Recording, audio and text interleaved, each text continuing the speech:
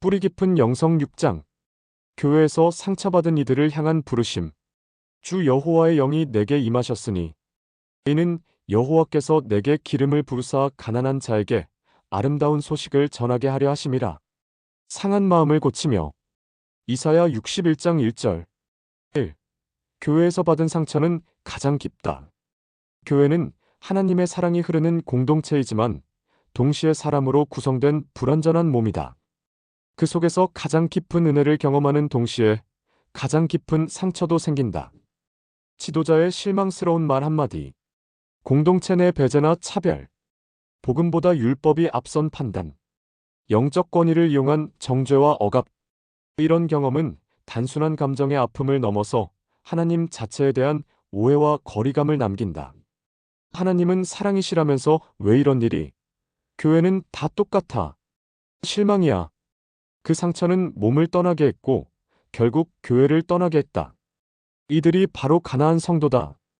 교회를 떠났지만 하나님을 완전히 놓지 못한 이들이다. 2. 상처 입은 자들을 향한 부르심. 강용 목사는 이 가나안 성도들을 향한 부르심 앞에 섰다. 심리상담사로서 수많은 내담자를 만나며 반복해서 들었던 이야기, 저는 교회에서 받은 상처 때문에 아직도 힘들어요. 그들의 말은 단순한 불평이 아니라 치유되지 않은 영혼의 신음이었다. 어느 날 기도 중에 들려온 하나님의 음성이 있었다. 네가 들은 그들의 소리를 내가 듣고 있다. 너는 교회를 떠난 이들을 다시 나에게로 인도하라. 그날 이후 심리상담사에서 사역자로 방향을 바꿨다. 회복선교회를 세우고 상처받은 이들을 위한 말씀, 기도, 위로의 콘텐츠를 만들기 시작했다. 이것이 바로 회복선교회의 탄생 이유이며 교회 상처 회복 사역이라는 특수한 길을 걷게 된 배경이다. 3. 나는 그들을 포기하지 않았다. 강용 목사가 가장 자주 말하는 메시지는 이것이다. 하나님은 교회를 떠난 당신을 포기하지 않으셨습니다. 하나님은 상처로 멀어진 당신을 기다리시며 교회가 줄 수 없었던 위로를 그분의 손길로 직접 주기 원하신다. 하나님은 공동체에서 상처를 받은 자녀들을 회복된 공동체를 통해 다시 사람을 일으키신다. 그리고 그 회복은 바로 당신 같은 사람을 통해 시작되기도 한다. 나는 이제 교회를 못 믿겠어요. 믿음은 있는데 다시 돌아갈 용기는 없어요. 이러한 고백을 듣고도 하나님은 여전히 말씀하신다. 내가 너를 향한 나의 뜻은 여전히 변함없다. 너는 다시 회복될 수 있고 다시 사랑할 수 있으며 다시 일어설 수 있다. 4. 회복의 시작은 하나님께 다시 마음을 여는 것이다. 회복선교회는 교회로 돌아오라고 강요하지 않는다. 오히려 먼저 하나님께 마음을 다시 여는 것을 권면한다.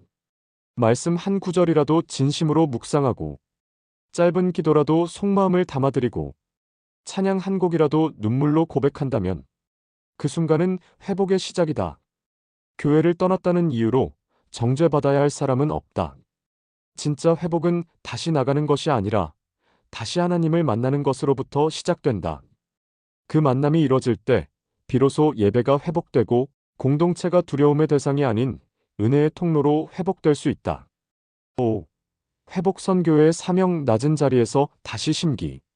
회복선교회는 단지 상처를 위로하는 데서 멈추지 않는다.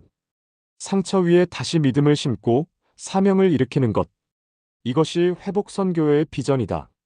상처받은 자가 치유받고 치유받은 자가 중보자가 되고 중보자가 다른 이의 회복을 돕는 통로가 되는 것.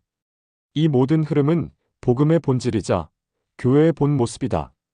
강용 목사의 삶은 그 흐름 속에 있다.